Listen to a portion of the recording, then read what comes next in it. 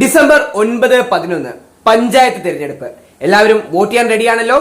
Vote ചെയ്യാൻ ചെല്ലുമ്പോൾ polling ബൂത്തിൽ ശ്രദ്ധിക്കേണ്ട എന്തെങ്കിലും പ്രത്യേക കാര്യങ്ങളുണ്ടോ? നമുക്കൊന്ന് ചോദിച്ചു നോക്കാം. ഇത്തവണത്തെ തെരഞ്ഞെടുപ്പിൽ, അതായത് തദ്ദേശ സ്വയംഭരണ തെരഞ്ഞെടുപ്പിൽ ശ്രദ്ധിക്കേണ്ട ഒന്ന് രണ്ട് കാര്യങ്ങളുണ്ട്. അതായത് ഒരു മുനിസിപ്പാലിറ്റിയിലോ കോർപ്പറേഷനിലോ വോട്ട് ചെയ്യുന്നവർക്ക് ഒറ്റ വോട്ടേ ഉള്ളൂ. എന്നാൽ ഗ്രാമപഞ്ചായത്തിൽ വസിക്കുന്നവർക്ക് 3 വോട്ടുകളുണ്ട്. ഗ്രാമപഞ്ചായത്തിലേക്കും ബ്ലോക്ക് പഞ്ചായത്തിലേക്കും ജില്ലാ പഞ്ചായത്തിലേക്കും. അപ്പോൾ നമ്മൾ വോട്ട് ചെയ്യാൻ വേണ്ടി പോളിംഗ് ബൂത്തിലെത്തി. അവിടെ എത്തുമ്പോൾ മെഷീനിൽ 3 ബാലറ്റ് യൂണിറ്റുകൾ കാണും. നമ്മൾ ഗ്രാമപഞ്ചായത്തിന് ആദ്യം വോട്ട് ചെയ്യുന്നു, ഒരു ചെറിയ ശബ്ദം കേൾക്കും.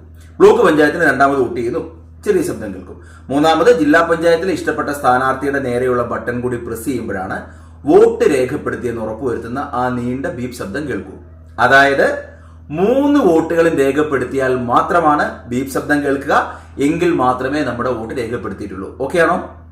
പിന്നെ ഒരു കാര്യം ശ്രദ്ധിക്കുക, നമ്മൾ അവിടെ ചെല്ലുമ്പോൾ ഗ്രാമപഞ്ചായത്ത്, ബ്ലോക്ക് പഞ്ചായത്ത്, ജില്ലാ പഞ്ചായത്ത്, അങ്ങനെ 3 രീതിയിലായിരിക്കും ബാലറ്റ് പേപ്പർ ഇരിക്കുന്നത്. ഇതിൽ ആദ്യം ഗ്രാമപഞ്ചായത്ത് തന്നെ വോട്ട് ചെയ്യണമെന്ന് ഒരു നിർബന്ധമില്ല. ആദ്യം വേണമെങ്കിൽ ബ്ലോക്ക് പഞ്ചായത്തോ ജില്ലാ പഞ്ചായത്തോ ഓർഡറൊക്കെ മാറ്റി ചെയ്തോ, പക്ഷേ 3ലും ചെയ്യണം. എങ്കിൽ മാത്രമേ നമ്മുടെ വോട്ട് രേഖപ്പെടുത്തൂ. അപ്പോൾ സ്വാഭാവികമായിട്ടും ചില ആളുകൾക്ക് ഒരു സംശയം വരും. നമ്മൾ വോട്ട് ചെയ്യാൻ ചെല്ലുന്നു, ഒരാൾക്ക് ഗ്രാമപഞ്ചായത്തിലേക്കും ജില്ലാ പഞ്ചായത്തിലേക്കും മാത്രം വോട്ട് ചെയ്താൽ മതി, ബ്ലോക്ക് പഞ്ചായത്തിൽ വോട്ട് ചെയ്യേണ്ട. എന്ത് പറ്റും? 2 എണ്ണം മാത്രം ചെയ്താൽ ബീപ് ശബ്ദം വന്ന് വോട്ടാകില്ലല്ലോ. 3 ചെയ്യണമല്ലോ. പക്ഷെ എനിക്ക് 3 ചെയ്യേണ്ട, എനിക്ക് 2 എണ്ണം മാത്രം വോട്ട് ചെയ്യാനേ താല്പര്യമുള്ളൂ. അങ്ങനെ ഉണ്ടെങ്കിലും പ്രശ്നമില്ല. എപ്പോഴും ഈ 3 ബാലറ്റ് യൂണിറ്റുകളിൽ ഏറ്റവും അവസാനം ഇരിക്കുന്ന ജില്ലാ പഞ്ചായത്തിന്റെ ബാലറ്റ് യൂണിറ്റിന്റെ അവസാനം ഒരു എൻഡ് ബട്ടൺ കാണും. നമ്മൾ എപ്പോഴെങ്കിലും ചെന്ന് ഒരു വോട്ട് രേഖപ്പെടുത്തിയിട്ടോ അല്ലെ 2 വോട്ട് രേഖപ്പെടുത്തിയിട്ടോ ഇനി ഒരു വോട്ട് പോലും രേഖപ്പെടുത്താതെയോ നേരിട്ട് ചെന്നാണെങ്കിലും ആ എൻ ബട്ടണിൽ അമർത്തിയാൽ നേരത്തെ പറഞ്ഞ ആ ബീപ് ശബ്ദം കേൾക്കും. നമ്മുടെ വോട്ട് രേഖപ്പെടുത്തിയതായിട്ട് പരിഗണിക്കും.